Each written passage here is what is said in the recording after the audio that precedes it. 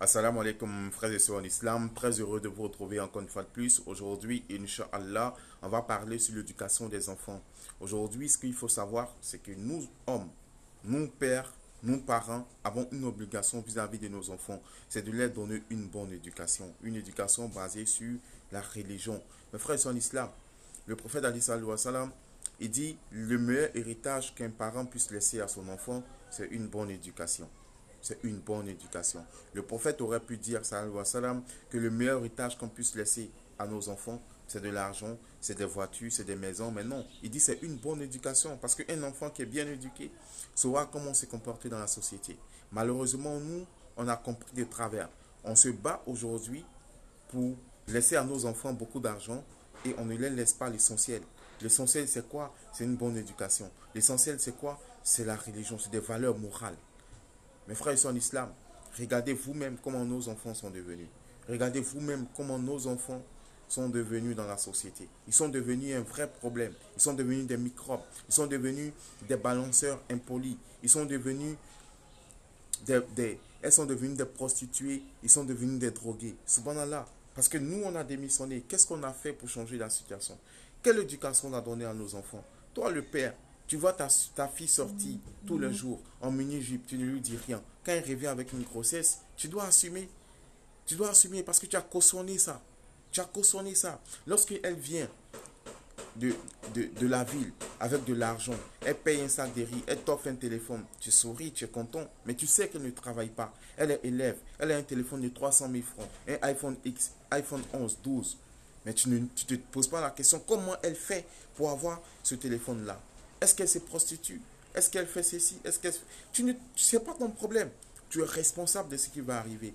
Toi, ton fils, tu sais qu'il est élève, il ne fait pas grande chose, il n'a rien. C'est toi-même, tu dois lui donner de l'argent. Et lui, là, il vient à la maison, c'est lui qui paye le loyer, c'est lui qui paye les factures. Et ça ne te dit rien. Ça ne te dit rien. Et le jour où la police vient l'arrêter, tu es étonné. Ne sois pas étonné. Tu es complice de son vol. Tu es complice de tout ce qu'il fait. En tant que croyant, il y a beaucoup de choses que nous ne devons pas accepter, mes frères et sœurs en islam. Nous devons mettre l'accent sur l'éducation de nos enfants. Le plus important, mes frères et sœurs en islam, c'est de laisser à nos enfants une bonne éducation. Quand on dit souvent, je prépare l'avenir de mes enfants en travaillant dur. Non, ce n'est pas en travaillant dur qu'on prépare l'avenir de ses enfants. L'avenir de ses enfants, on le prépare en leur donnant une bonne éducation. Parce qu'un enfant qui a reçu une bonne éducation, il saura comment marcher dans la société. Un enfant, il a besoin de bénédiction. Mais pour avoir la bénédiction, il faut savoir bien se comporter. Un enfant, par exemple, qui manque de respect à ses parents, est-ce qu'il aura la bénédiction? Non, il n'aura pas la bénédiction. Et s'il n'a pas la bénédiction, est-ce qu'il pourra réussir dans sa vie? Non, il ne pourra pas réussir. Parce qu'on ne peut pas réussir sans la bénédiction des parents. Mes frères et sœurs en islam, il faut qu'on comprenne cela. Il faut que ça soit une priorité aujourd'hui pour nous. On inscrit nos enfants dans des grandes écoles. On paye 500 000 francs, 600 000, 1 million pour d'autres personnes. Pour qu'ils apprennent des choses de ce bas monde-là.